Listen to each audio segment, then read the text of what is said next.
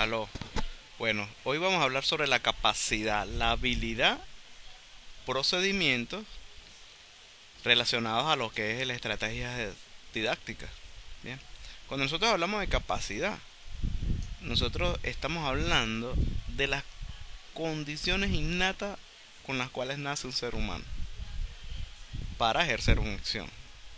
¿Esto qué significa? Por ejemplo, yo nací con la capacidad de manejar mi aparato fonador para producir sonidos. Yo nací con la capacidad de generar movimientos con mis miembros superiores y mis miembros inferiores. Entonces, ¿qué significa? Mover las piernas, mover los brazos. Cuando hablamos de una habilidad, significa que esa capacidad innata de mover o de articular o de generar una acción ha sido a través del tiempo practicada, desarrollada y se genera la habilidad. Bien, ¿esto qué significa? Que yo nací con la capacidad de generar sonidos con mi aparato fonador, pero con la interacción social, por el ejemplo, por la imitación, de escuchar a mis familiares, pude generar una palabra. Claro, esto implica que entonces que la habilidad también depende del desarrollo cognitivo del ser humano. Bien, que con el tiempo esa palabra que generé se pueda transformar en un lenguaje, en la comprensión y en la ejecución del lenguaje. Bien. Nosotros también podemos hablar que esa habilidad potenciada ordenadamente, coherentemente con los conocimientos sociales y las demandas sociales como punto de referencia, generan como unas competencias. ¿Esto qué significa? Yo nací con la capacidad de generar sonido con mi aparato fonador.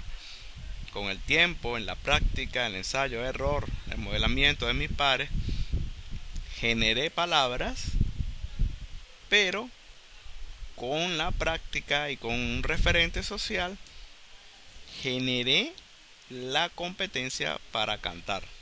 Entonces tenemos generar sonidos, generar una palabra o hablar y en este caso cantar. Yo, poniendo otro ejemplo, puede verse desde que nacemos con la capacidad de mover las piernas, con el tiempo, desde que gateamos, estamos en la andadera, caminamos, pero con la práctica y con el conocimiento técnico puedo ser un gran maratonista. En este gráfico que está acá muestra la capacidad, luego la habilidad, divista la habilidad como la generación de procedimientos en sí, y que existen dos tipos de procedimientos, algorítmicos y heurísticos. El algorítmico está relacionado a la técnica directamente. ¿Por qué? Porque la técnica es una secuencia de pasos estrictamente en orden, la cual me orienta hacia el resultado o a la obtención de un fin determinado, muy puntual. Por ejemplo, yo aplico la técnica mesa de trabajos. ¿Cuál es el fin último de la mesa de trabajo? Solucionar un problema. Pero antes de solucionar, por un grupo de personas, claro, un subgrupo.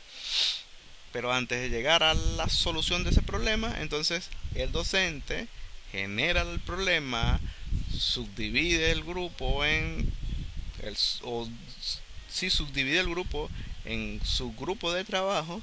Estos subgrupos de trabajo discuten entre sí y generan a través de un papel de trabajo como tal, generan una solución, la cual es explicada casi siempre por una persona de ese subgrupo que es la representante de cada mesa. Bien, Luego que se culmina ese tiempo de solución de esa situación problemática por cada subgrupo, se hace una gran plenaria donde se demuestran las soluciones, las demandas, las dudas, este, todas referentes a la situación problemática o al estudio de caso que se hace. Bien, esa gran plenaria es una discusión y se genera en sí una solución quizás única o multivariada, pues, como tal. Bien, entonces ahí podemos ver cómo la técnica siempre es una secuencia de procedimientos, uno continuamente al otro, bien coherentemente, para generar un fin o un objetivo único como tal.